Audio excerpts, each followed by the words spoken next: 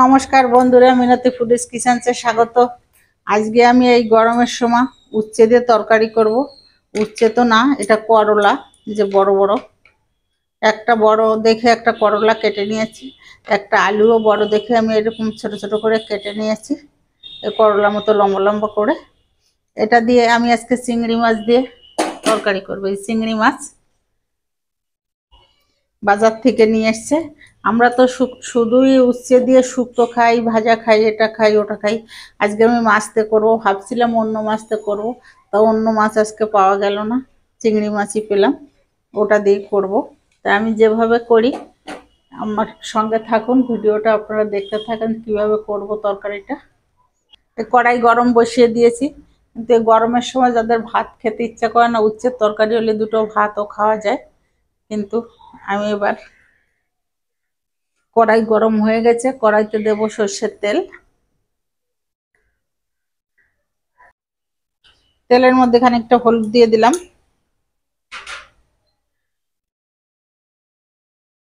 আর একটু লবণ দিলাম।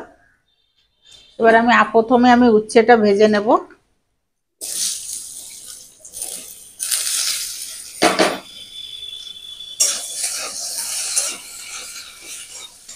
ভালো করে লাল লাল করে আমি ভেজে নেব। এবার এর ভিতরে আলুগুলো দিয়ে দেবো, এই যে আর কাটা আলুগুলো ভেজে নেব। উচ্ছে আর আলু একসাথে ভালো করে ভেজে নিই। আলু আর উচ্ছে ভাজা হয়ে গেছে, এবার তুলে নেব। দেখেন কত সুন্দর লাল লাল করে ভেজে নিয়েছি। এই যে আলুগুলো কত সুন্দর ভাজা হয়েছে, উচ্ছেও ভাজা হয়ে গেছে। এখন উচ্ছেগুলো খুব তেতো, একটু ভেজে নিলে তেতোটা কম লাগে। এবারে কড়াইতে আবারও তেল দিয়ে দেব।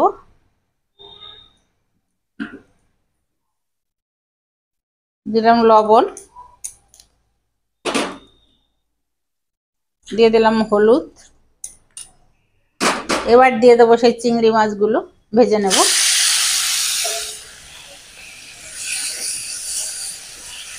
চিংড়ি মাছগুলো হালকা ভাজা দিয়ে নিয়েছি।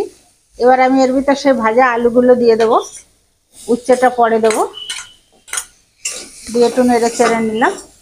কোনো মশলা ছাড়াই আজকে আমার রান্নাটা হবে। এবার দিয়ে দেবো জল, আলু সেদ্ধ হওয়ার পরিমাণ মতো জল দিয়ে দিলাম, আলুটা যাতে ভালো করে সেদ্ধ হোক। আলু সেদ্ধ হয়ে গেছে, এবার উচ্ছেগুলো দিয়ে দেবো, ভাজা উচ্ছে।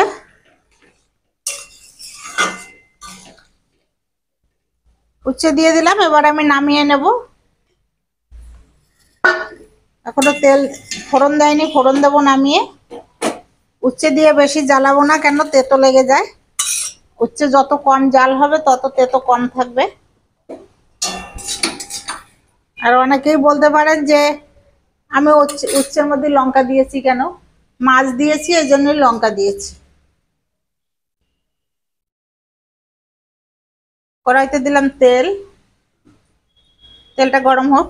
শুকনো লঙ্কা দু টুকরো করে, লঙ্কাটা দিলে উচ্ছের তরকারিতে সুন্দর লঙ্কার জন্য একটা সেন্ট আসে। গোটা জিরে ফোড়ন দিলাম,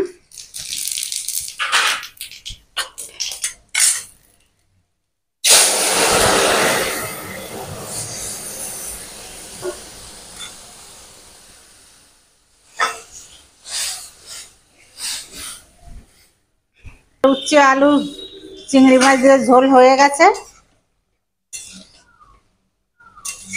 এবার নামিয়ে নেব। এইটা আলু আর উচ্ছে ভেজে রেখেছিলাম, এই থালাটাই নামিয়ে নেব।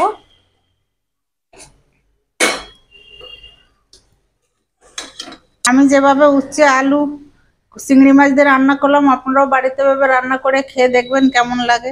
যদি ভালো লাগে তাহলে লাইক শেয়ার কমেন্ট করবেন। সাবস্ক্রাইব করতে একটুও ভুলবেন না। সাবস্ক্রাইবটা করা থাকলে তাড়াতাড়ি আপনারা সব ভিডিওগুলো পেয়ে যাবেন নতুন নতুন। এর ভিতরে আপনারা ভালো থাকবেন, সুস্থ থাকবেন। Tata, bye bye.